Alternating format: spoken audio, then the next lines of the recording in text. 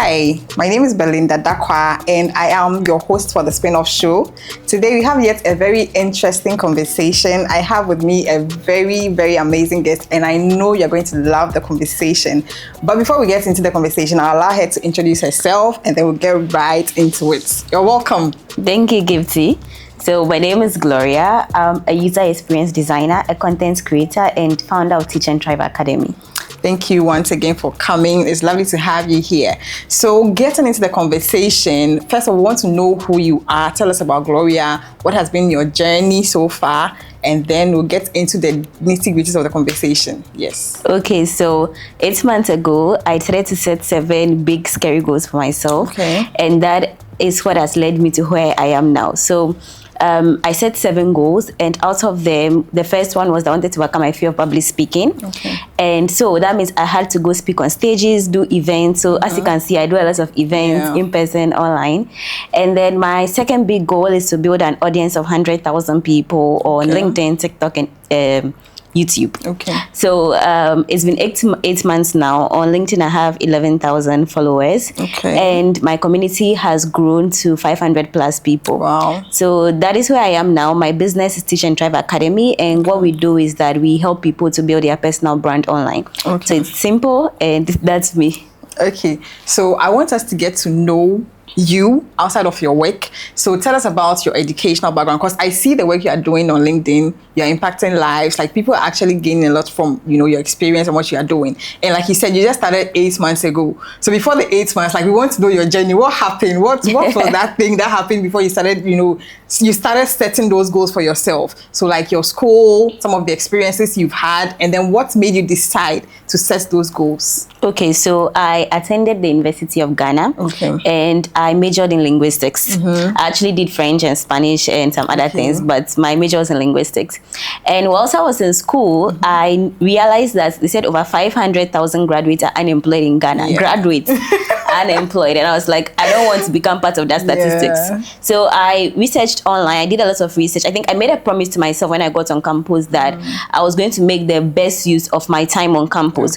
So that looked like going to networking events, attending all the programs I could, going to BAM library and trying to use the laptops there because I didn't have one of my own. And in that process, I discovered that tech is the best place to be now as a young person. So everybody was like, well, if you want to be in tech, you need to learn how to code. So I was like, okay, then let me learn how to code. I'll spend endless nights waking up, practicing, going for so many boot camps, 6 months boot camps, 3 months boot camps. And it was just not kicking. Like, I was like, am I dumb? Like, this isn't just working. Like, okay, so I was like, okay, then let me try something else. And I remember one particular time, West Africa held a sort of partnership with Suronko Academy. And at the end of it, you were supposed to make a presentation or a demo of your work. And unfortunately, I just couldn't figure out how to deploy the work I'd done. And somebody showed me Figma. So, okay, let me try out Figma. And funny enough, I designed the whole app in Figma. And when I did the presentation, they said I was the best. Wow. They didn't look at the code. So I was like, wow, if they're not going to look at the code, I'm just going to really go deep into Figma. And I learned that you could work as somebody who is just Figma without coding, and that's user experience design. So it's more than that. It involves user research and prototyping and a lot more. But then the basis was that I doubled down on Figma, and I became really good at it. So one time we went for a hackathon, and my team won. And when we won, I was the sole person on the team who did the UI prototype in Figma. So they got my CV. And they employed me whilst I was still in school. They were in Switzerland. So I was working as a UX designer while still in school studying linguistics. So that was what led me all the way down to setting those goals and then That's a very, very interesting conversation. How are you managing these training programs alongside school? Like, did you have to skip classes, or how's the management like? So before I got to the university, I was the kind of student who had pride in the fact that I never missed a day of school. But after getting to university, sometimes I'll just go for the first lecture and then the last lecture in the semester, because some of them, for instance, Srironko Academy, they required you to come in person every single day. I went for developers in Vogue, I think full stack, also like 6 months. And there is no way I'll be able to divide myself between all the classes. And so sometimes I just had to like let go of like my classes to be able to go for this training programs. Interesting. I think this really just tells us that if you want to achieve anything, there's definitely something you need to sacrifice. You can't have it all. Okay. So now you talked about your journey, you know, when you set those goals for yourself, and then 8 months into it, you are saying all these things that you've done. I mean, it is evident. You don't even need to talk about it. We've seen it and all the work that you've been doing. So I read one of your posts. I think you mentioned that you had like a job and then you quit just a day after that. Can we get into that? Like, what happened? We want to know what happened. So once I started putting out my work online, I was looking at all the salaries you could get as a user experience designer, and it's very attractive. If you are in tech or you are a software developer, you are in Ghana or Africa, you see it's where you see a junior software developer, 6 figures salary at Google, and you're like, wow, I'm a senior developer and I'm not even making 3 figures or 4 figures. So I was praying to God, like I was telling God, God, if you give me a job that pays me really well, then like, yeah, I'm done. That's it. And then I got that job. But then the requirement was that I had to come to the office. I told him that no, like I work from home. Like I can do my work from home. They're like, oh no, it's their company culture. You need to come to the office. And immediately I knew that wasn't a fit. But the salary was so good. I was like, I just had to go try it out. So Monday morning, first day, I was supposed to report at 8 a.m. And in my mind, because all this while, the company I was working with whilst I was still in school was like remote and everything. I was like, oh, 1 hour, I'll get to the workplace. So 7 a.m., I left. I was stuck in the Legon traffic alone for like that 1 hour. By the time I got to the office, it was like 9:30, 10 a.m. So the boss called me aside and he was like, first day and this is the time you are coming. I was like, oh yeah, I'm sorry. I didn't know that it would take this long actually to get to the place. Because in my mind, you know, most of the time when I'm going, I just pick Uber, and Uber is like, I didn't know like the morning traffic in Accra is that bad. And so he was like he wakes up at 3 a.m. every single day.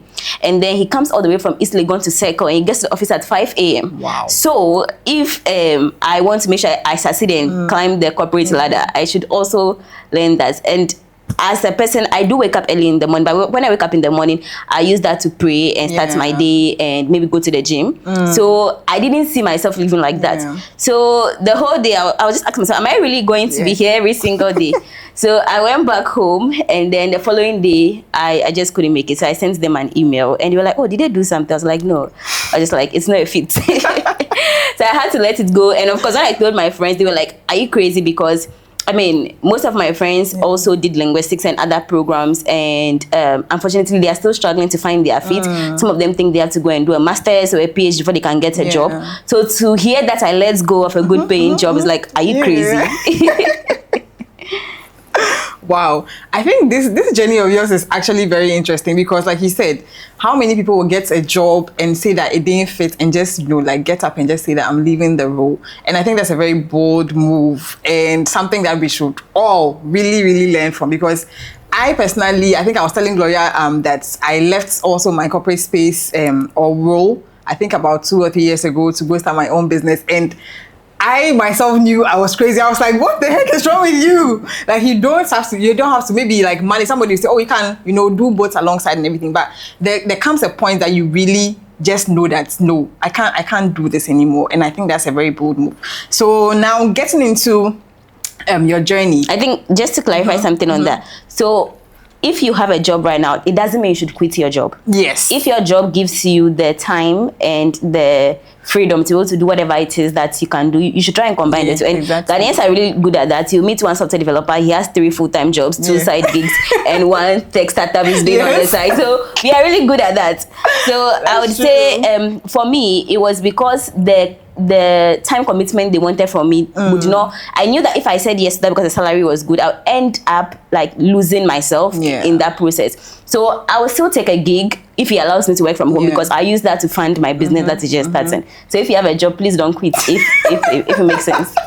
Hey, I think it makes sense. It makes sense because somebody might just listen to you like, Go ahead, this is the sign. please. This is the sign I've been waiting for. This is not God talking, I beg. Yeah.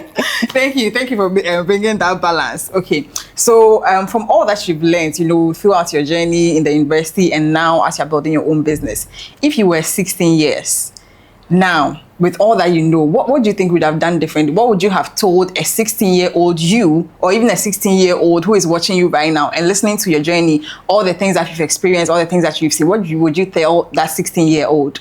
Okay, so if you are 16 years old and you're watching this, what I want to tell you is that in this life, to achieve anything, you need to put in some form of capital, some form of investment. And there are two main types of capital. There's financial capital and then there's time capital. Now, as a young person, you don't have the money.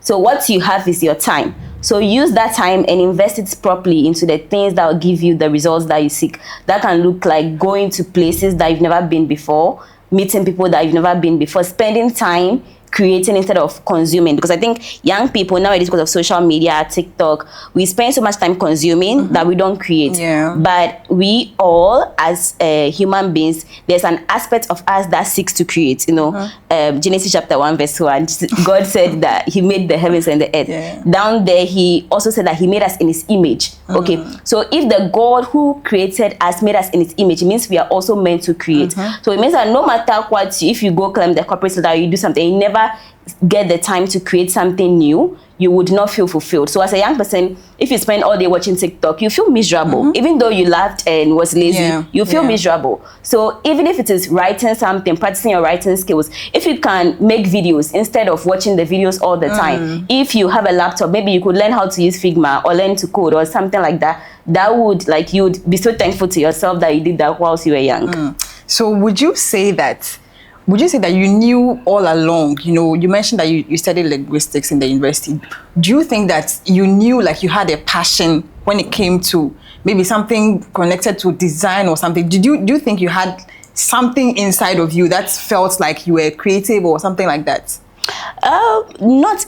Yes, there was something in me felt like I was creative because when I was young, I used to write poetry and drama and, school competitions and all of that, but not design because I think, Ghanaian parents too, and I understand their point of view, they don't let you use the phone till senior high and all those things. So I never really had a chance to practice design as a child. It was when I got to the university and then somebody held a training program for Photoshop. And then from there I was like, okay, Photoshop, wow, this is fantastic. Anyway, so I never really knew before getting to the university that I was going to do something in design. No, I never knew. Okay. So I think let's come to the LinkedIn conversation because I think a lot of our audience will be interested in that. First of all, how and when did you crack the LinkedIn gold mine? Because it looks like everything started from, LinkedIn. I mean, I get that you started your journey, your UI UX journey, a far back, but then it looks like LinkedIn is the thing that has propelled you into where you are now. So how and when? What was the process? What happened? And take us through that process. So I think I stumbled upon the benefits of LinkedIn. I stumbled upon it, so it was not intentional. Okay. I remember creating my LinkedIn profile, I think to apply for a job or something like that. And then I came back sometime after to check my messages. Okay. And I had gotten a message from a couple of people who were, UK, most of the time they're outsourcing. Yeah. So constantly they're on LinkedIn looking for people they can outsource to. So I'd received these messages and I was like, wow, because when I Googled how to make money online if you have a skill, let's say you're a designer or a developer, every video was go to Fiverr, go to Upwork, right? Nobody was really mentioning LinkedIn. Yeah. So I was shocked when I got, I saw those messages and one actually turned out and they really paid me. I remember my third year, the first client paid me at that time $2,500. Wow. And then later on, went on to pay me more. And even I referred some of my friends who were developers and so it went on to become a big contract.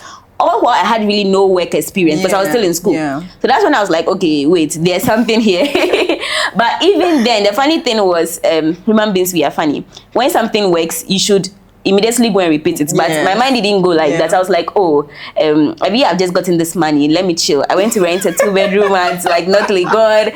I was like, wow, I thought that contract came, more will come. Yeah. So I was just waiting. I was doing that every day. I'll go and check my LinkedIn inbox, waiting for somebody. No message was coming. I was like, God, like I was praying to God. And this is where I think it is beautiful to speak to people who have done it in your industry. I remember reading through Lara Costa, if you know her. She's like one of LinkedIn's like fastest growing creators, and she was speaking of her story of like she also being in school and posting on LinkedIn. So I was like, oh, so I actually need to put out my work. So if you go back to my old posts like last year, I'll continually do like videos of my mobile app designs and then put them out there, and then that like opened like a whole like that's where everything started. So sharing your work there, I think, is one of the best things you can do.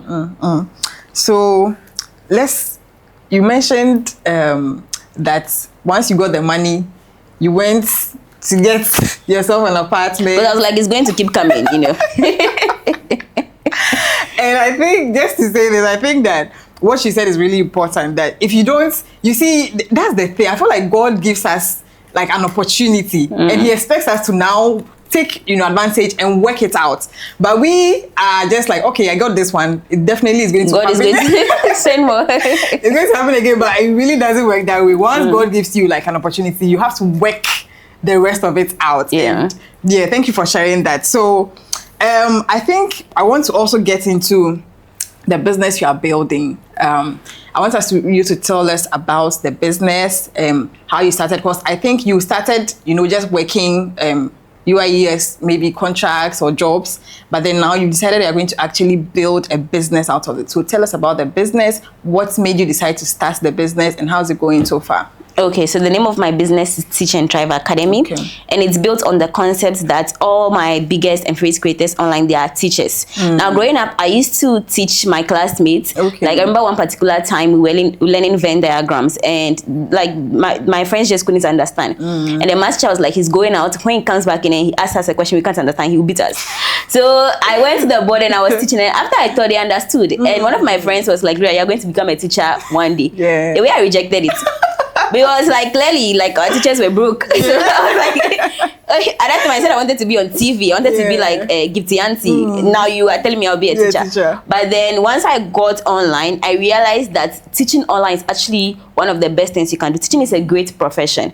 So if you bring it to the online space where there's leverage, it's just like building software. So if let's say you work right now for somebody, at the end of the month, that money they pay does it. If you quit again, you're never going to make something from it again. But if you build software, you have leverage in the sense that it doesn't take, if it took you 10 hours to build that software, it doesn't matter whether one person uses that software or 100 people use that software. It's the same with content if you do it well. If you build an audience of 10,000 people on LinkedIn, it doesn't matter whether I don't know, like let's say you try selling something, doesn't matter whether one person buys it or 10 people buy it, it took you like the same time. So you just need to like master the game more, and content and software give you really good leverage. So Teach and Thrive Academy helps people to build their personal brand on LinkedIn. So there is an academy which will be coming soon in June.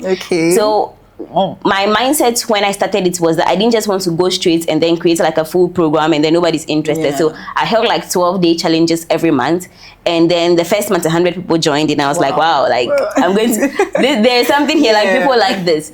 And so I'm holding the last cohort in May, and I think 280 people have registered. So so that will be the last free cohort. If you want to join, and you can just go to glorianovo.com or go to my LinkedIn profile and click the link in my bio, because I change it all the time. So that'll be the best way to find it. So you heard it from here. This is the last, possibly last free cohort. Yes. So make sure you don't miss out. Like she has mentioned the details, so make sure you just go on to her website or her LinkedIn, and I'm sure you can get all the details over there.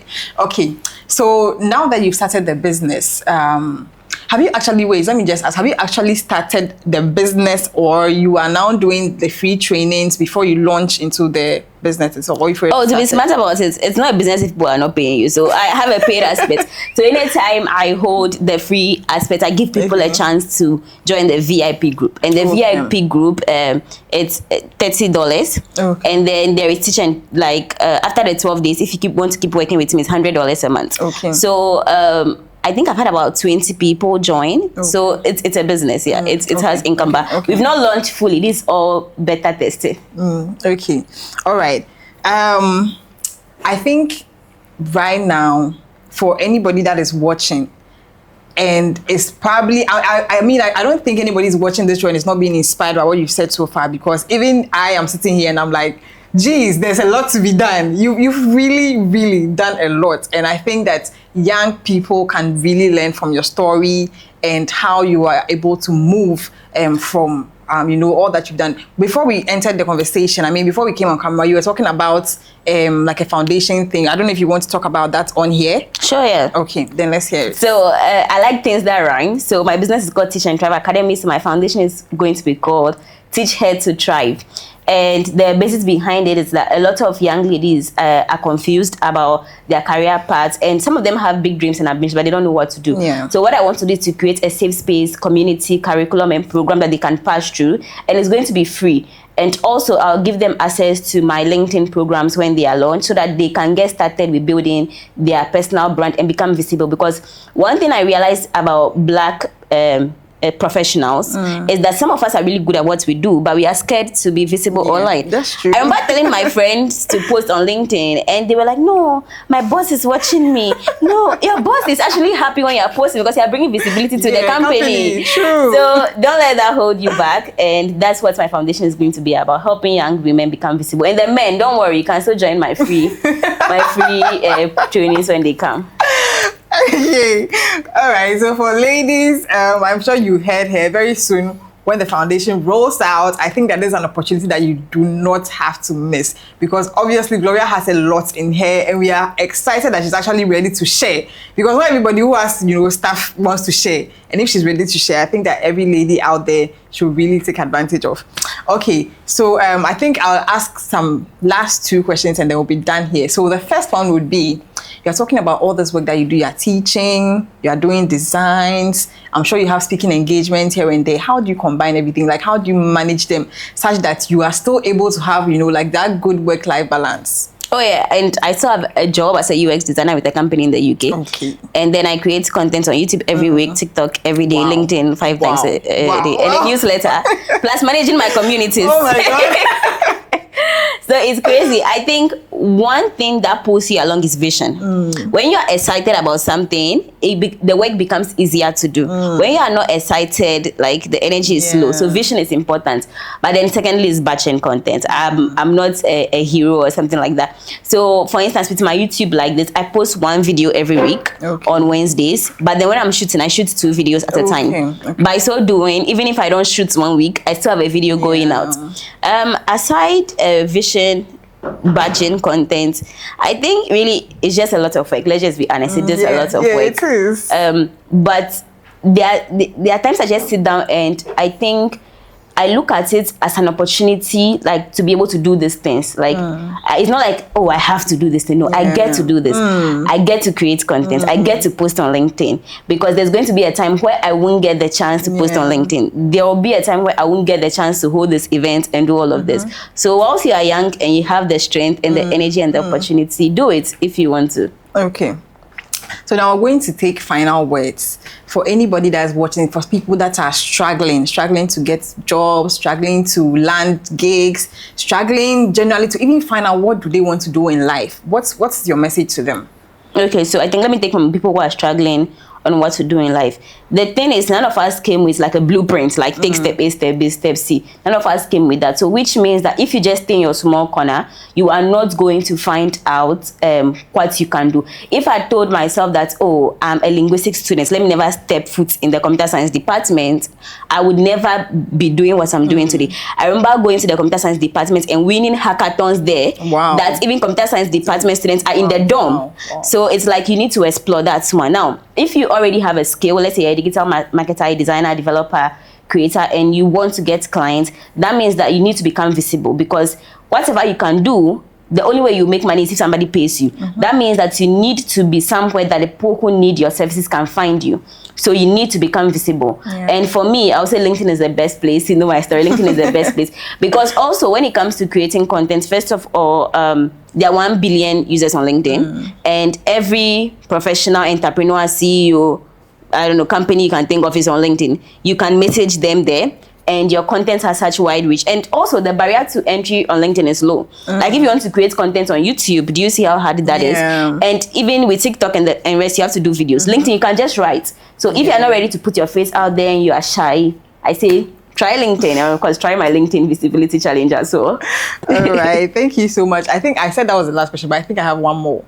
When we were having a conversation before we, jumped into the shooting, you also mentioned the role of mentors. Yes, so let's get into that. For you, I don't know, how were you able to identify your mentors? Because I've heard people say that, how do they reach out to mentors, or how do they even identify? Maybe some of them have actually identified, but how do they reach out to them? So for you, how was that like, getting mentors? How was that like for you?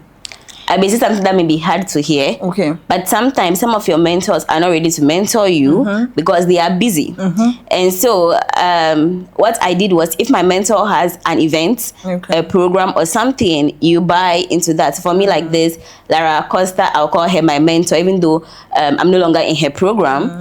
The way I got close to her was that I joined her program, which was literally academy. So if there is somebody that you really, really, really want to get close to and they have a program, buy into that. Now, if you can't buy into that, of course, you can send them a message on LinkedIn. But the funny thing with life is that most people would draw close to you when you are doing well, not when you are down. So one way or the other, maybe just there's so much free content online. Sometimes you're like, oh, I need somebody to help me. I'll say there are some 2 YouTube channels that have really helped me. One is Myron Golden. Go find him. He teaches so much, especially if you are a young professional, a young business owner, you are struggling online. Go look for Myron Golden. I call him my internet grandfather. The guy is 63 and the things he's doing is just crazy. So find people like that online and then learn from them for free and use it. Because at the end of the day, if you don't take action on your dreams, it never comes to reality. It doesn't matter if even the angels or the host of heaven comes to tell you what to do. If you don't do it, it's like yesterday I was at Bible studies and we were learning where Jesus healed the blind man and he rubbed some spit on the ground and put on his eyes and he told him, go wash your eyes, right? If he didn't have faith and went to go wash his eyes, he'll probably still be blind. So when they tell you, oh, maybe you are a designer, create a portfolio on Behance or do something, do it. If you don't do it, it won't work. Let me confess, I have an assignment to do. And my teacher is sitting right here. What's your assignment? I need to do some designs on Figma, right? And I haven't. And why haven't you done it? I think, to be honest, I've been traveling, so settling down to do it. But honestly, those are just excuses. I can actually make the time to do it. Yes. All the time spent watching content or something. I know. All right, thank you so much, Gloria. It's been a lovely conversation, and I'm really glad that you came. I am sure that our audience have learned so much from you today. And as she said, if you have a dream and you don't work on it, trust me, it's going to remain a dream. And you're going to keep watching people do well online and think that your family riches are against you. Honestly, nobody's against you. Nobody's after you. You just have to put in the action. Thank you, our lovely audience, for watching. And please like, share, follow on all our social media platforms. Once again, Gloria, thank you so much for coming. Thank you for having me. Thank you. Bye, guys. Bye. That was great. Yes, it was. This was